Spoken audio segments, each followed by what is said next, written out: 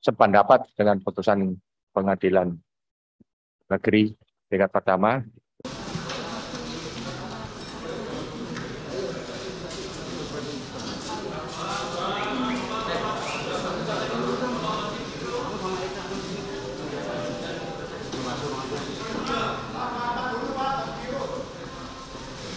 Mengadili. 1. Menerima permintaan banding dari penuntut umum dan terdakwa. 2.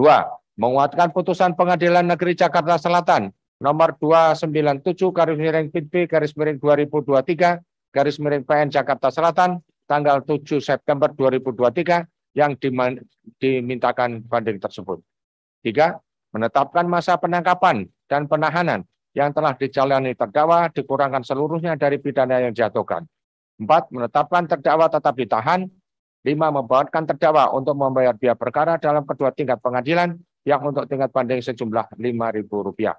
Demikian diputus dalam rapat permusyawaratan Majelis Hakim Pengadilan Tinggi DKI Jakarta pada hari Kamis tanggal 19 Oktober 2023 oleh Roni Pribadi SHMH sebagai Hakim Ketua, Dr.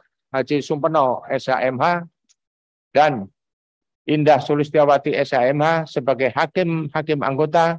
Putusan tersebut pada hari itu juga Kamis tanggal 19 Oktober 2023 diucapkan dalam sidang yang terbuka untuk umum oleh Ketua Majelis tersebut dengan dihadiri oleh hakim-hakim anggota tersebut, dibantu oleh Budiarto SHMH, panitera pengganti pada pengadilan tinggi tersebut, tanpa dihadiri oleh penuntut umum dan terdakwa atau penasihat hukumnya. Demikian putusan atas nama terdakwa Mario Dandi Satrio alias Dandi yang pada pokoknya menyatakan sependapat dengan putusan Pengadilan Negeri tingkat pertama dan oleh karena itu dikuatkan. Demikian putusan kami nyatakan ditutup.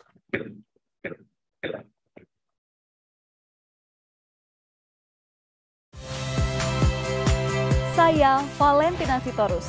Saksikan program-program Kompas TV melalui siaran digital, pay TV, dan media streaming lainnya. Kompas TV, independen, terpercaya.